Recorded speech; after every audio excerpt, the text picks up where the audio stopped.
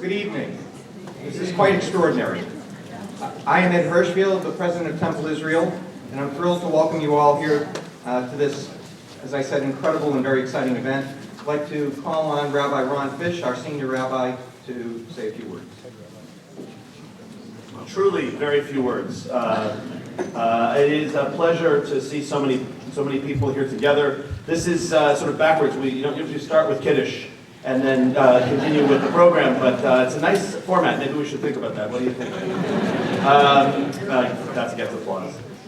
It is a pleasure to welcome all of our distinguished guests and all of the community here today to learn about a community that perhaps is not uppermost in the minds of most American Jews as a Jewish community, but one which we are privileged to have representatives in our own midst who are representatives of that community.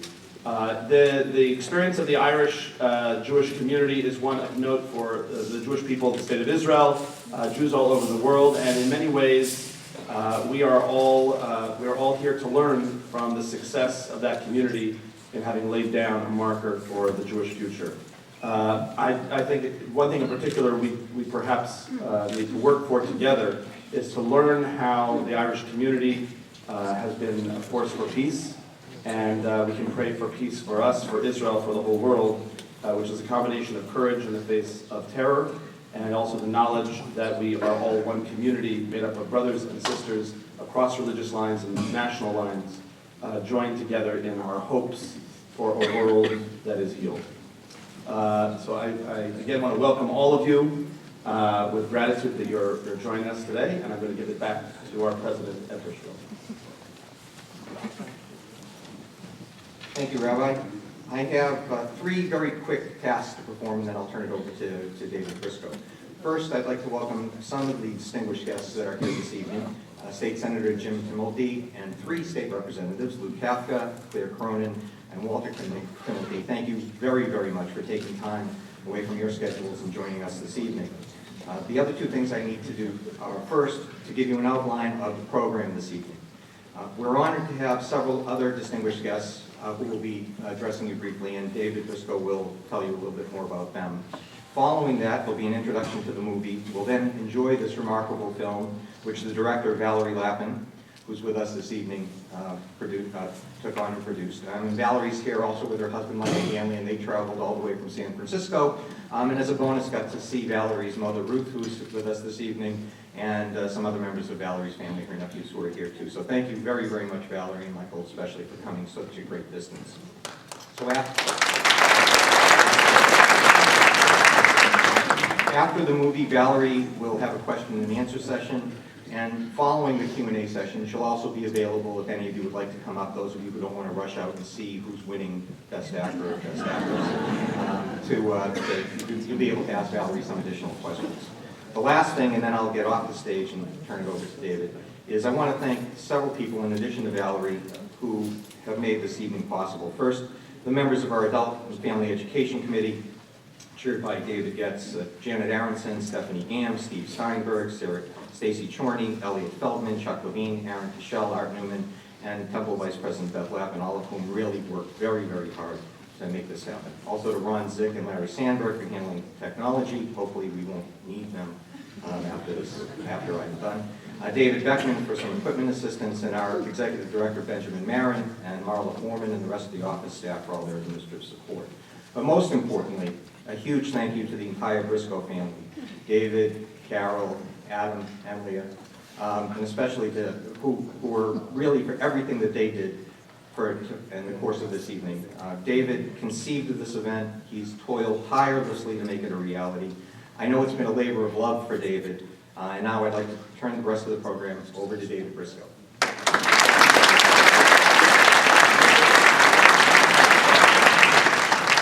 Thank you very much, Ed. And I'd also like to express my appreciation to the Adult and Family Education Committee and especially to Michael Getz for organizing this event. And I'd like to also thank the Irish Cultural Centre and Yehudi Yaakov, Consul General of Israel, for co-sponsoring this program.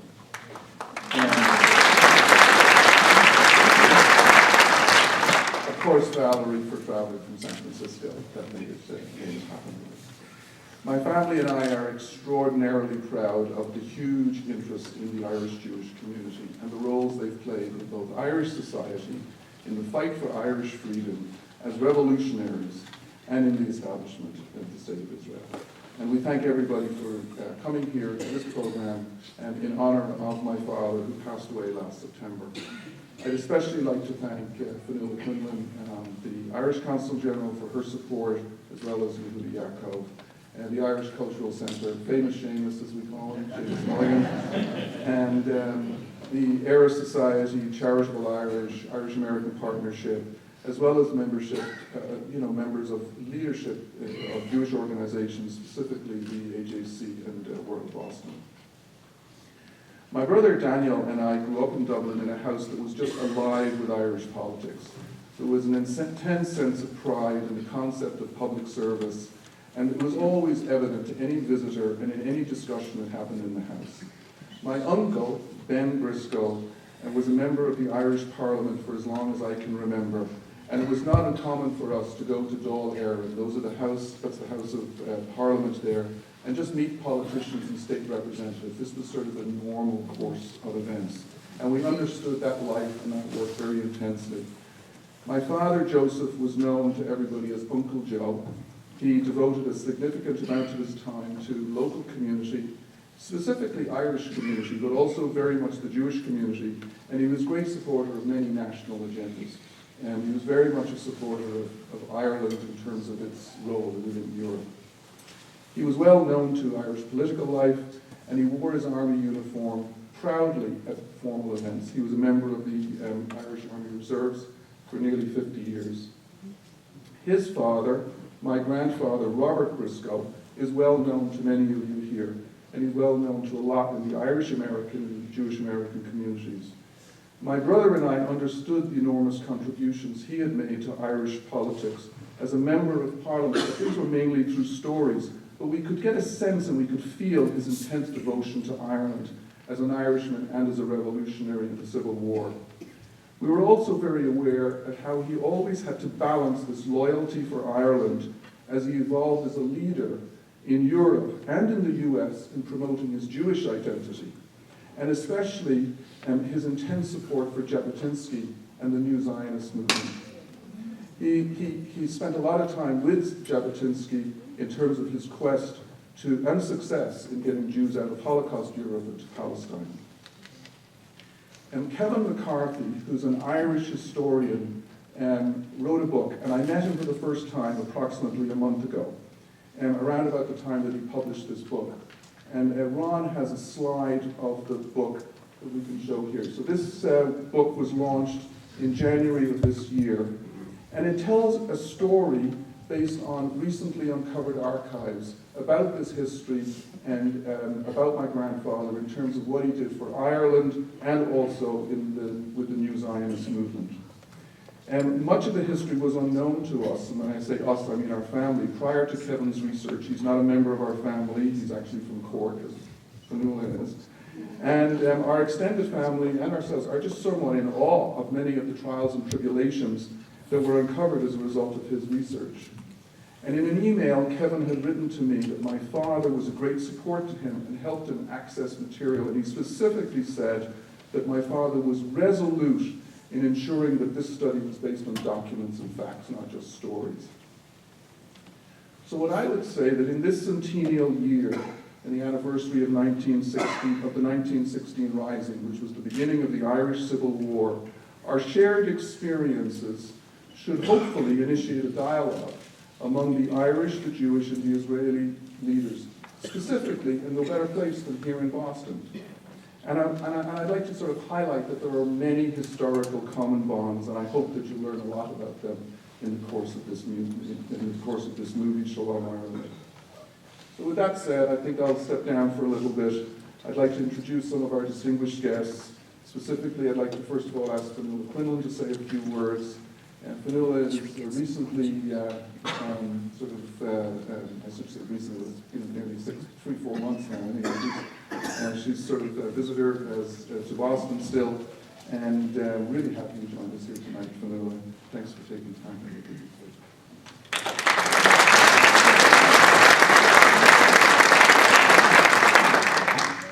Ulster goes to. It's wonderful to see such a large gathering here today, and I think it's just a fantastic tribute to David and David's family. And I know I'm very, very proud to be here this evening and to take part in it. And it's a wonderful tribute to your dad, Joseph. It's so lovely to hear a little bit about him this evening. So I'd like to thank you, David, for your very interesting remarks. As you can all see, David has a very fascinating family history, and I know I'm very much looking forward to reading Kevin McCarthy's book. So the Briscoes played a really very important role in Ireland for many years. Robert, of course, in the War of Independence, and as a TD or a Member of Parliament for almost 40 years.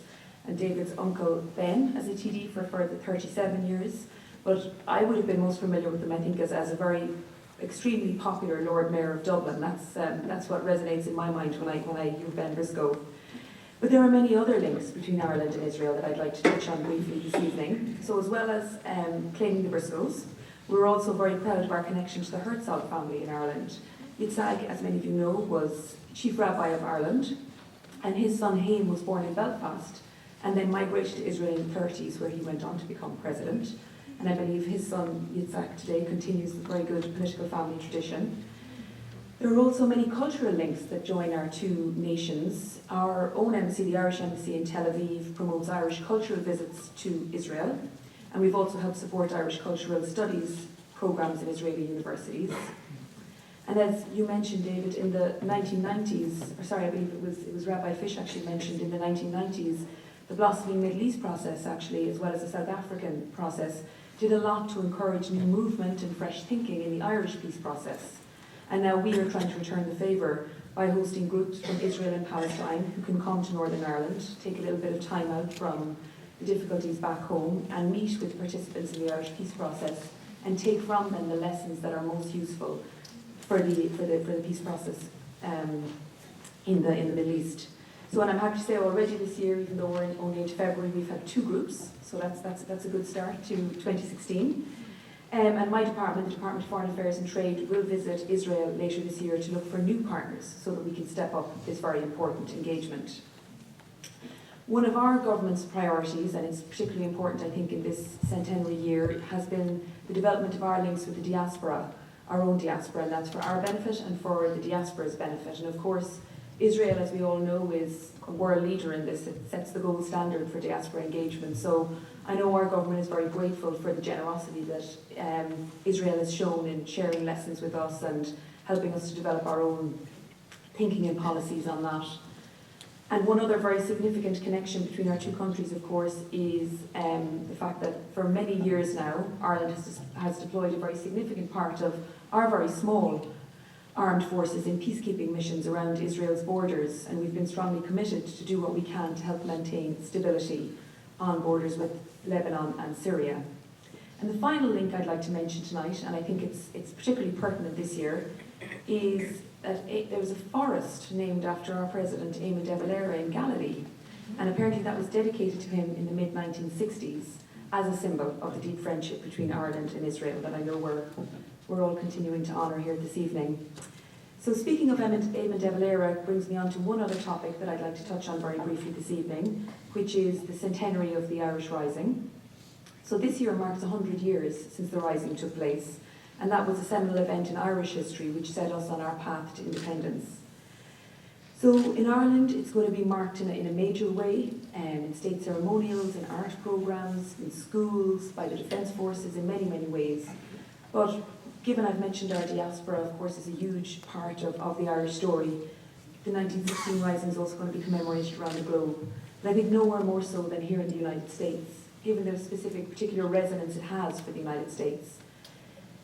5 of the 7 signatories to our Proclamation of Independence, which was read on the steps of the General Post Office on O'Connell Street on the 24th of April on a Monday. 5 of the 7 signatories to that were actually spent significant amounts of time in the States before the Rising. 2 of them were citizens of the United States, and also the United States is the only country outside of Ireland that's actually mentioned in our proclamation. So, you know, there are so many connections that the influence of the United States was very strong. So it's going to be marked in a major way also across the United States, in far too many ways to mention, but I would just like to invite everybody here to join us on this very important journey that we're taking this year when we look forward look back, I should say, first and foremost at the 100 years that have passed and about our own journey to nationhood, and then set our compass to chart our journey for the next 100 years. So it's going to be a very interesting year, and I hope that many of you will be able to join us in some of the events that we're organising here in Boston, but also around the United States. And thanks again to David and the Brisco family for hosting this lovely event this evening.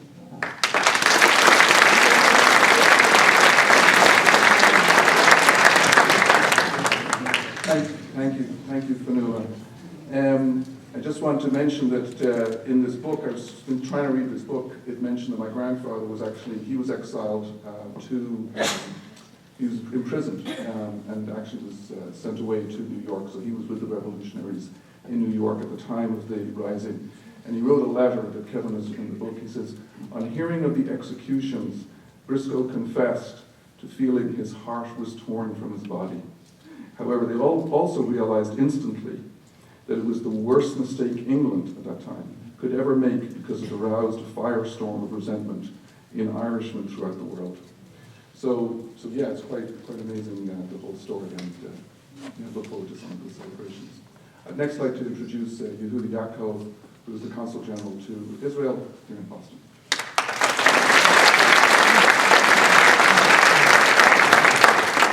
Thank you very much. Good evening. David, I'm with you. You want to use Boston to strengthen Irish-Israeli relations? I think together with the Irish Consul General, who I've been the pleasure to actually speak with on a number of occasions in the last couple of weeks, I think we're up to the task. So how do I come to the Irish issue? Many of you know that I wasn't raised in Ireland. I don't know anything about the history of Ireland, really. But I understand that there are many Irish in the audience today, so I have this overwhelming sense that I need to at least do one confession.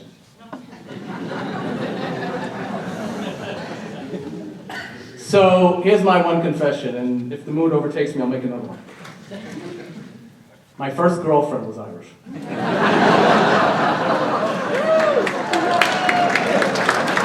It's true.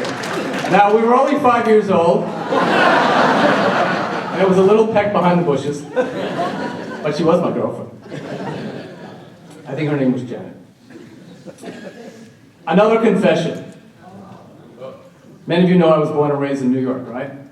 Boston Red Sox fan, right? Everyone knows that. Okay. We're beyond that already. I'm in my third year here. But I did cut class almost every year to go to the St. Patrick's Day Parade in New York. So I do have credentials in this issue.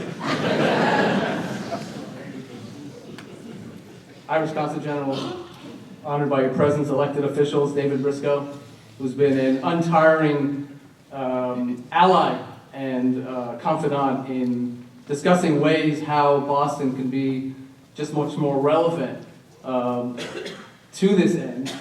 And we've talked about many things. First of all, we're here to, of course it's not about me, it's about the history and the foundations and the infrastructure that some mention has been made, reference has been made already. The importance of learning about our shared history. Now, many of us being Jews, we know we often study history so that mistakes aren't made again. But history is also to accentuate bonds that perhaps were stronger in the past and then can be renewed and rejuvenated and to be carried on, and perhaps we are, that's the relevancy maybe to me of this evening. It's moving into the next phase of Israel-Irish relations by recalling an illustrious shared history, which I'm very eager to become enlightened about even more this evening. As the Consul General already mentioned, no family better symbolizes this shared history than the Herzogs. Of course, there have been others. But if we fast forward to now, I think I feel that we need to look more to ties that are really sustaining Israel's relationship with the modern world, and that is the area of business, entrepreneurship, and innovation. I won't throw all the figures out, but David claims that there are hundreds of Israeli families of entrepreneurs. This is correct, right? You said hundreds. You said hundreds. So this is my source. Currently in Ireland, involved in business ventures, and it doesn't really matter what the number is.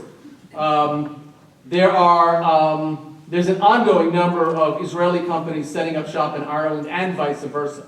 We know that. This is something that is developing.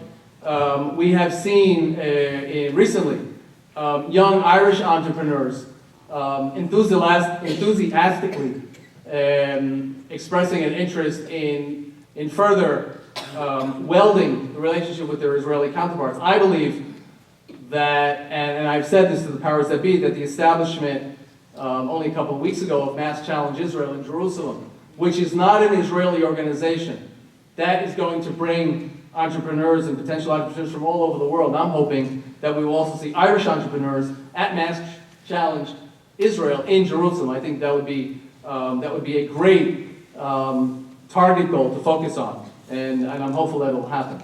The Weizmann Institute of Science and Trinity College Dublin have joined forces to combat inflammatory diseases and cancer.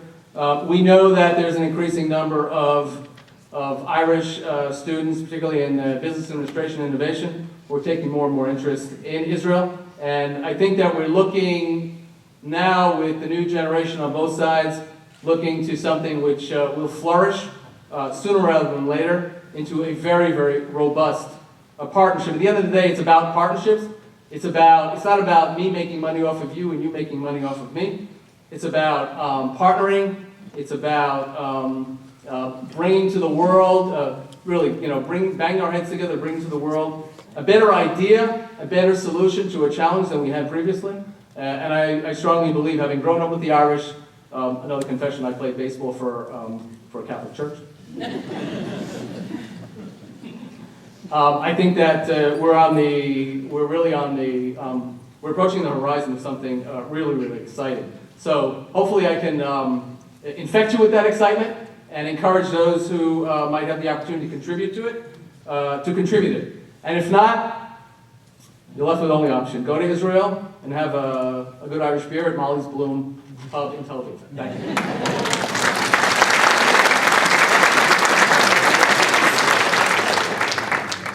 So by the way, I grew up with the owner of Molly's Bloom's pub. His name is Robert Siegel. I'll get you a free pint there. I think we were going to try and Skype in my brother from Tel Aviv, but I think Ron has a video to show us.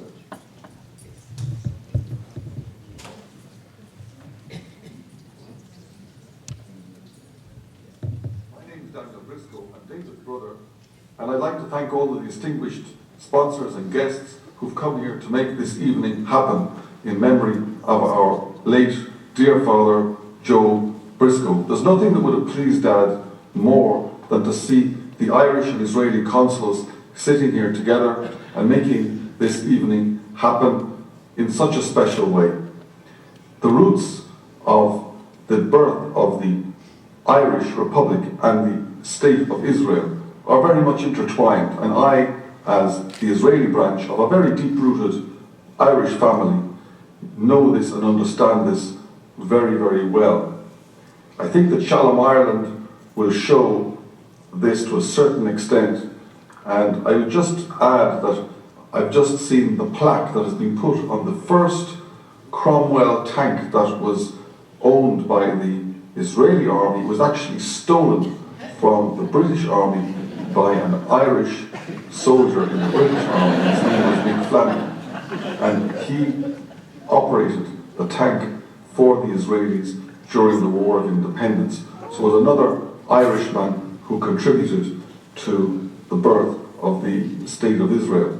So I do hope that this evening brings to a lot of cooperation and goodwill between both countries, and look forward to more occasions of this type. I know that Dad would be over the moon, and I really think there's nothing that could be better in his honor. So I thank you all very much for coming, and I wish you all very, very well. Good night.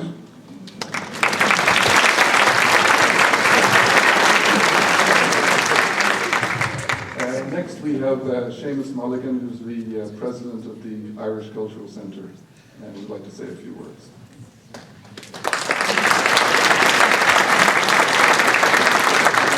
Well, thanks very much for inviting us, and thanks very much for allowing us to participate in this evening. I am absolutely blown away. This thing was just a little germ in your mind not so very long ago, and I think that this is a great tribute to you and also to the devotion of both countries to each other. So thank you very much for participating or allowing us to participate in it. Well, at first glance, the Irish and the Jewish people seem radically different. But scratch the surface and they began to look very much like twins that were separated at birth. The stories of these two wandering tribes share many extraordinary parallels. These two ancient peoples were destined to wander the world as outsiders, knowing suspicion and derision wherever they went.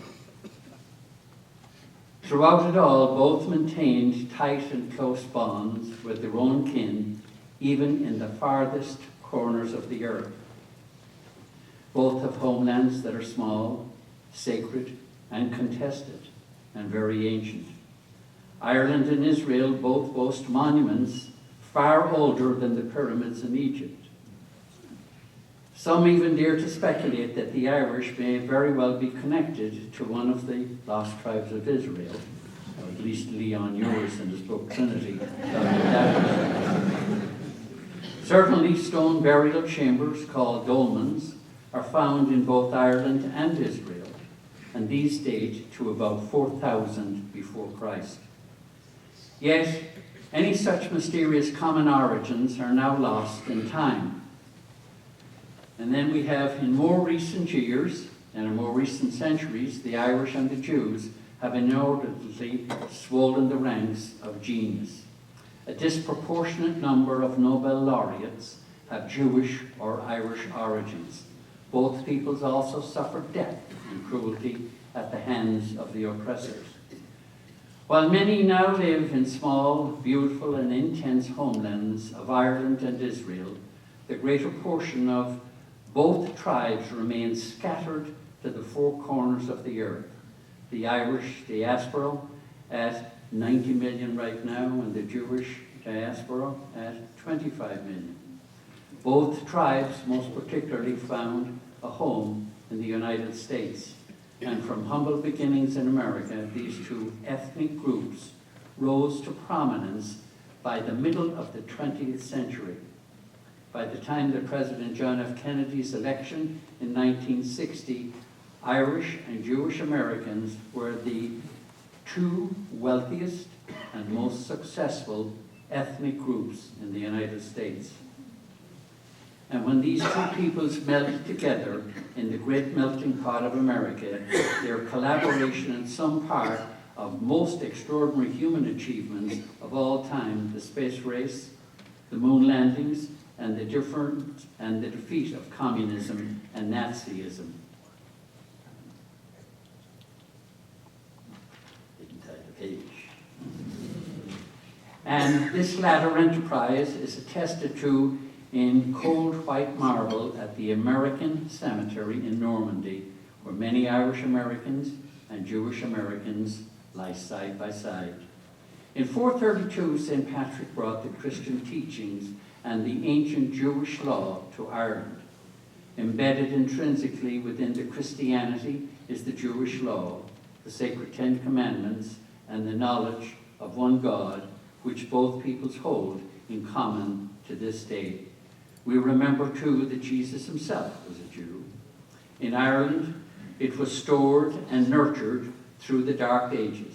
And from Ireland, wandering monks then brought these teachings to Scotland, Scandinavia, and continental Europe. And from there, Christianity in its core of Jewish law eventually traveled onward to America, Africa, and Asia. And in the span of human history, Israel and Ireland both played pivotal roles in disseminating to the world the moral teachings of ancient Israel. Israel declared independence on the 20th of April, 1948. Ireland, already partly independent, became a republic on the 18th of April, 1949. And sadly, both nations have known much discord and violence since that time. Yet amid the rights and the wrongs and the complexities, there is hope. As the Irish and the Israelis now hope to build a lasting place in their own homelands, it is heartening to note that in the tapestry of human life, we all share far more similarities than differences. And thank you for having us.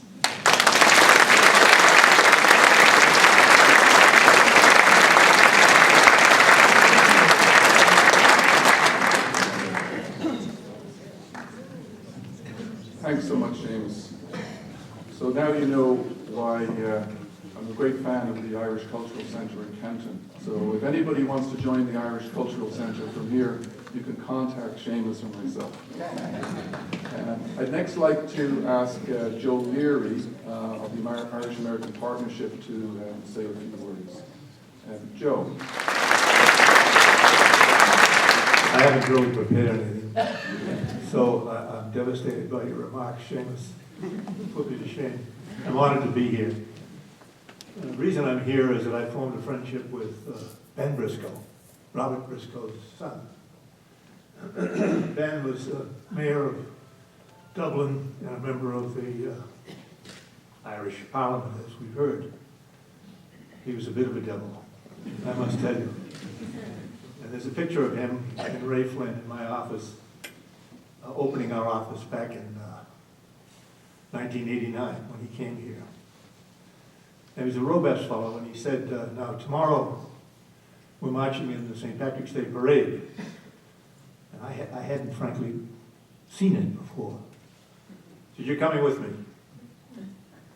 So there I was with Ray Flynn and Ben Briscoe marching down Washington Street in South Washington. And he came to us the next day and he opened our office. Ben and I have had a friendship for quite a long time. He was an expert at asking for grants from our charity. And Mary McAleer is here, and she can testify that we gave $5,000 on at least one occasion to what I think was the Jewish Home for the Aged in Dublin. That was back a number of years ago. I saw the film that you're about to see, and it's absolutely extraordinary. And I don't think it mentions that there was a second Jewish mayor in Dublin, and not in Dublin, in Cork, a fellow by the name of Goldberg, was elected in 1977. So the ties between the countries are not just based on the Briscoe family, although everybody is very proud of that. I'm happy to be here and happy to celebrate my friendship with Ben and the Briscoe family. Thank you.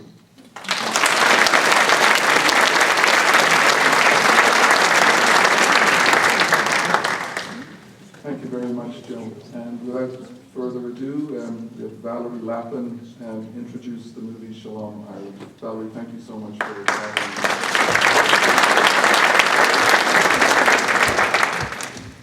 Hello, everyone. This is terrific. I'm so impressed now that I can look at you all, see how many people are here. It's really a tribute to the Briscoe family, and I think the affection and respect that we all have for them. So it's really nice to see this tremendous turnout, and I want to thank Temple Israel for bringing this wonderful event together, and the Irish Center, and thank you both, the Consul Generals. I appreciate you being here and honored with your presence. I am planning to go to Ireland in a few weeks, and so I appreciate your remarks to witness the events of the centenary for 1916 Rising. And Consul General, I have a confession to make to you myself. My first husband is Irish, and he's sitting there behind you. That's Michael. You'll hear more about him because he's in large part responsible for the making of this film. I also want to thank the Briscoe family for pulling this together, David and Carol and Adam and Leah. On a personal note, this film would never have been possible without the Briscoe family. The first person that I called when I thought about making this film was Joe. And he and Ben opened doors for me. They were tremendous support. It wouldn't have been possible without their participation. And through the course of making the film and beyond, they became good friends, and especially Joe really became like family. So it's very heartening to me to see our friendship continue in the next generation. And so when David called me up and asked me if I would come for this event, I didn't hesitate. I had to be here because I wanted to pay tribute and honor a person who had a lot of influence on my life.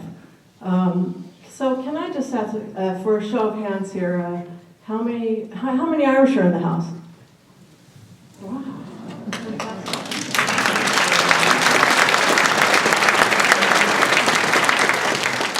And how many Irish Jews? Wow, that's great too. And any Jews in the house?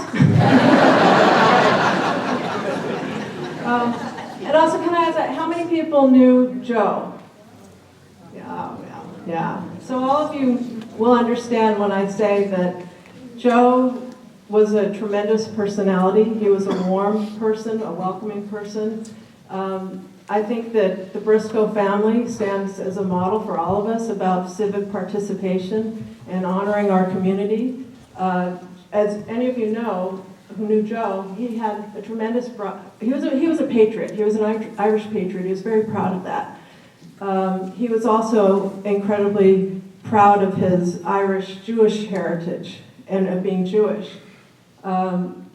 And I think that he himself was somewhat awed by his family history and realized that it was unique and remarkable, and served somewhat as an ambassador for the community. And if any of you ever came in contact with him and showed any interest, he would just, if you wanted to listen to his stories, he would take you in. And he was just such a wonderful spirit and ambassador for all of us. And it was infectious. You couldn't help but share his enthusiasm when you saw his love for his country and his religion. So without further ado, let's just watch this, and I'll tell you more about why I made the film after you have a chance to see it. I think it'll provide some context. And for those of you who are watching on YouTube, we're going to cut to a trailer, so a few-minute trailer. That's the beginning of the film, and then the rest of you can see this.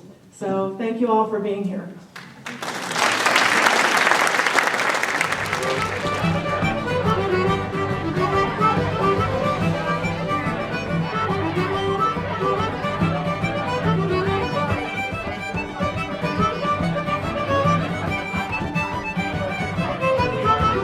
My father used to say that Jews had the facility of picking up the best qualities of the wider community in which they lived.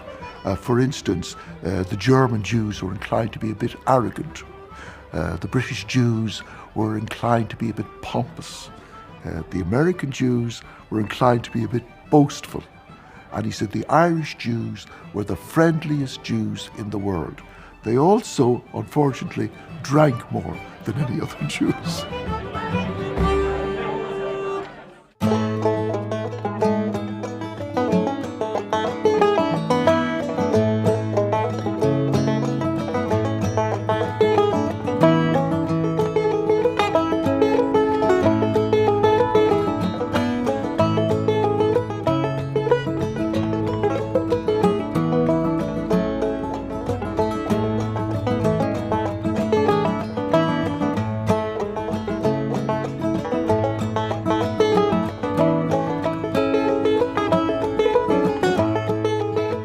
Now, ladies and gentlemen, thank you for coming to our Irish Jewish Museum.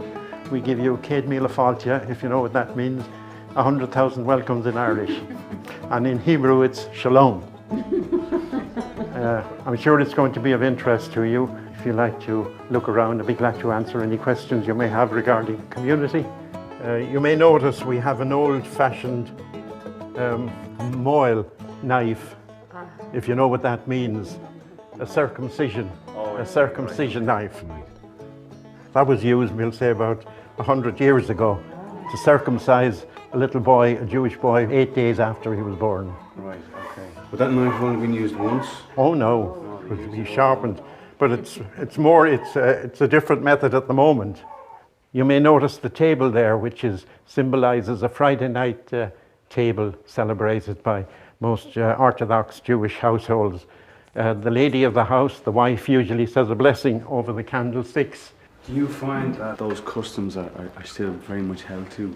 Of course they are. The question, what I mean is that obviously there's a lot of lapsed Jews. A Jew can never lapse. A Jew is a Jew, no matter whatever he lapses. Right. We have a phrase in Hebrew which says, Chaverim kol Yisrael. That's Hebrew, which says, no matter where you are, a Jew is a brother to another Jew. And that's been literally the way of the Jewish people over the centuries.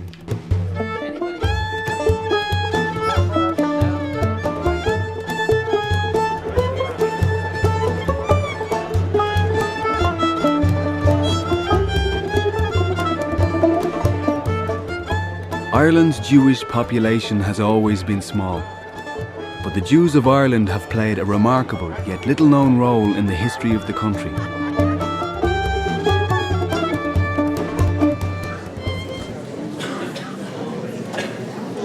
That was incredible. I'd like to call up Valerie and David. We'll have about a 15-minute or so question and answer period.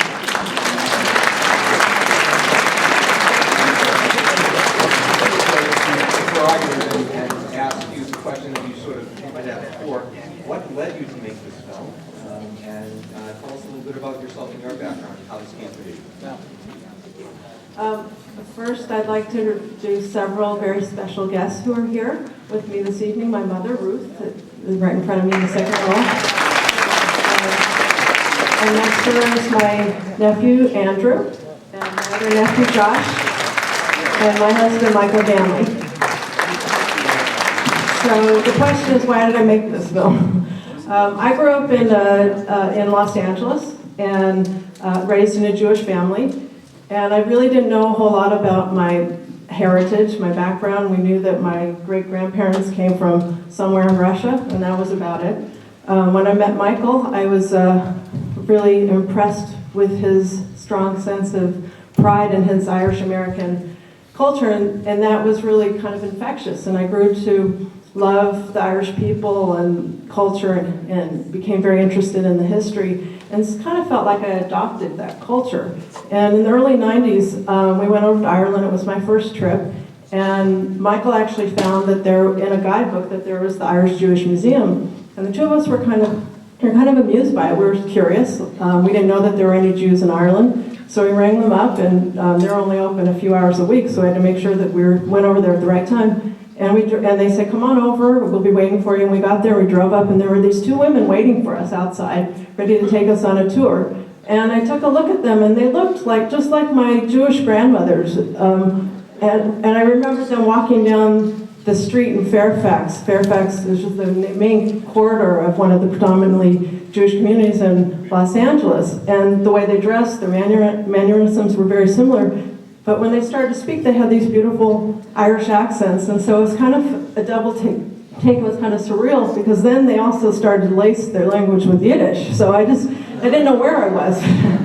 So they took us on a tour at the museum, and I became really fascinated, especially with the story of Robert Briscoe. I was just kind of blown away with the role he played in history. And a few months after that trip, after we returned home, my father called me up one day and he said, you know, we have a genealogist in the family, and she's found these documents that indicate that your great-grandparents were married in Waterford, Ireland. And my father was kind of doubtful. He didn't really believe it at first. So I wrote to the curator of the Irish Jewish Museum, and one morning I got a telephone call from Joe Morrison, the one with the eyebrows, right?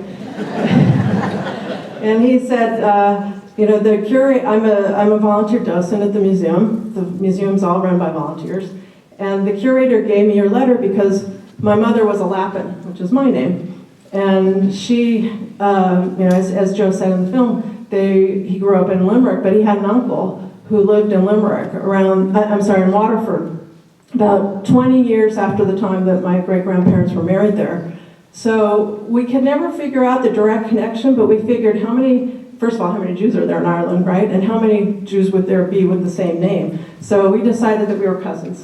And so when I decided to make the film, you know, the more and more I found out about the history and my own personal connection, I just decided I had to make this film. And so Joe Briscoe was actually the first person I called when I was thinking of making the film, and he was just so warm and welcoming. And when I set out to, and I met Joe, both Joes, and I knew between the two of them they'd be fantastic interviews. Cleo ended up being a pleasant surprise. I wasn't really expecting that she would be such a great interview.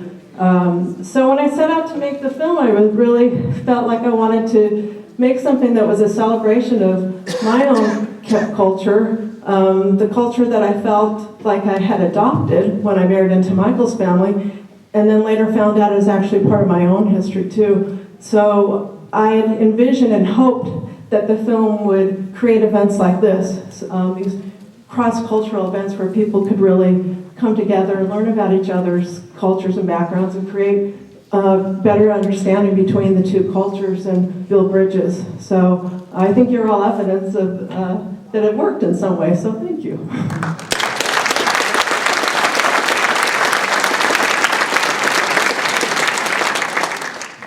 Oh, is it possessed now? Yeah, I think everybody wants to head off to watch the Oscars at some point, but we're all going to stick around. So what I think we'll do is we'll end the program, and if anybody wants to speak with Valerie or anybody else here, we'll stick around for another half hour or so. Thank you very much.